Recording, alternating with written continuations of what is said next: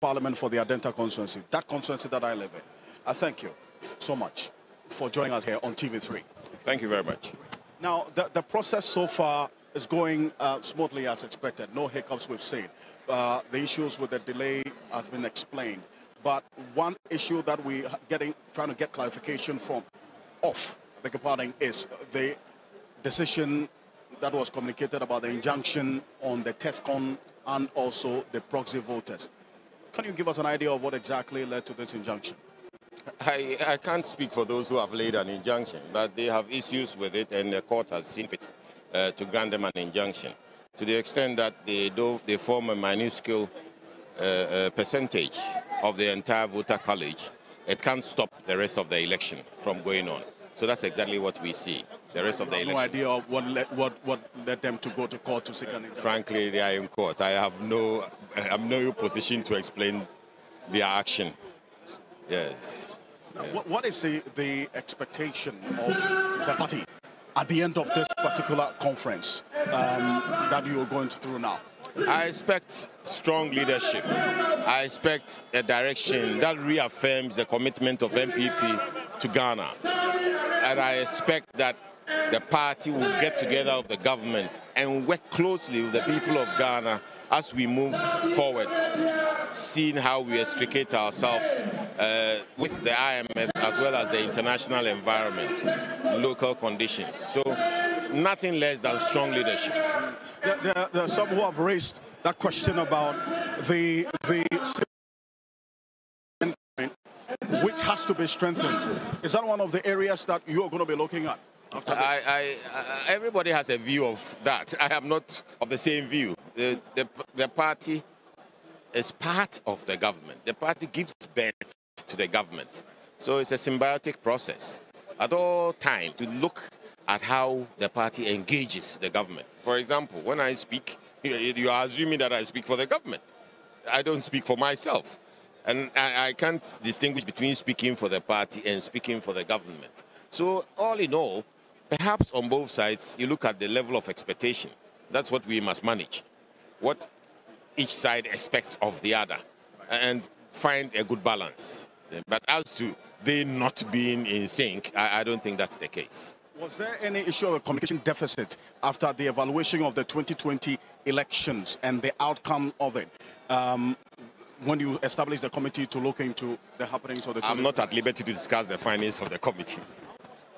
But there was an issue of the communication deficit? I'm not at liberty to discuss the findings of the evaluation committee. You this direct question because you're director of communications of the party. But I'm not in a position to discuss the committee report.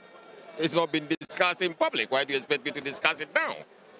I'm not in a position to discuss it, my brother. The former president, John Ejikufu, talked about issues with the threats of factions within the party. And he thinks that you, as leadership, should also apply your minds to how to address them so as not to pose a threat to your chances in any subsequent elections. I think we must grow to the point where we begin to accept that every party has a central core, to the left of which there are opinions, to the right of which there are opinions. Some describe opinions as wets, some describe them as dries, and then you have the centrists. In our part of the world, as we are growing this democracy, sometimes we tend to see them as unable to live together, coexist. But I think we are getting to the point where we should realize that we can't all be thinking the same thing at the same time, but that we must concede when our group is not in the majority and accept the group which is in the majority. So at any point in time, you could have the centrists in charge and then they drive the rest of us along, or you could have those to the left of center in charge, they drive us along, or you could have those to the right of center in charge. We should begin to see differing opinion as opinion and not feel threatened by factionalism. That's what President Kufuor keeps emphasizing, that the moment you elevate differences and personalize those differences and entrench them on the wrong premises, for example, as hatred or otherwise, when it is not, then you are running a risk. Then you are running a genuine risk. So you must begin to see that everybody could have an opinion, and that the strongest opinion at any point in time is that which manages the party and leads the party. Then the others must come on board. Is it an exercise that you've been able to drum home and communicate to the people here that you cannot all win, and then afterwards you should be looking at the bigger picture? It's an evolving process, and it is clear. People came here. 46 people are competing today. We are voting for 46 different people. We are voting and selecting 10 out of 46 different people. And you can see how smoothly it's going. They've campaigned. All these 46 people have campaigned, established their platforms, established what they believe is necessary, and the delegates are going to select. After that, I don't expect anybody to step out of line and say that because I wasn't selected, I have left. It doesn't happen. You will leave alone. If you do that, you will leave alone. Yes, you will leave alone, because if your opinion at this time doesn't fly, you wait till your opinion, till the larger group is ready to accept your opinion. You don't impose your opinion on the group. It doesn't happen. It will not happen. The group will not accept that. So in the best interest of everybody, including those who compete, you come together, there's a win, and we move on. And to the extent that you talk about that symbiotic relationship of the party giving birth to the government, I'm sure that this process of electing competent persons to lead the party would also dovetail into how the party performs in government going into 2024. That's an area you're going to be looking at. Certainly. I feel very strongly that the people of Ghana have set a very high bar, very high standard for the NPP. The people of Ghana believe that it's the NPP who can manage this country. And I say so with all confidence, because if you look at the recent Afro barometer, the people haven't necessarily moved from the NPP to our opponents. But the majority say that they still have that sense of disappointment in the party, in the NPP. They said what? The disappointment in the NPP. But I'm getting there. I am getting there.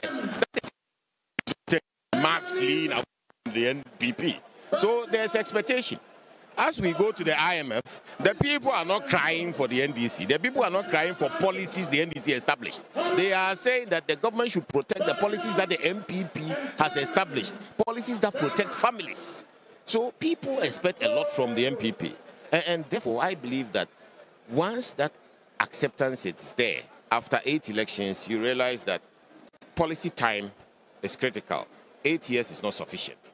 So this is the time when people want the NPP to reboot itself, re-engage the public, refine our vision again, and get moving, because they are going to expect us to do better and change the narrative before 2024. And that is how come we win the election. And have you been able to meet the expectations of the people so far?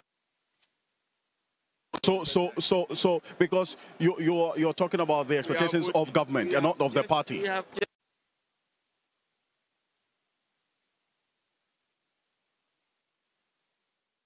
We have met the expectations. We haven't even finished the election. I am telling you. I'm not talking about the expectations of the party, of government. That is what the people express. The Afro barometer survey was not about the expectations of the NPP, of the government. Having to establish that the party is part of the government. And I'm saying that now people expect this party, with the new leadership coming, to engage even better, and for the government to drive forward a new partnership with the people, so that together we can move ahead, because they expect a lot more from the NPP than the NDC. That's what I'm saying. And that renewal in the next 2 years is what is going to lead to our winning the election.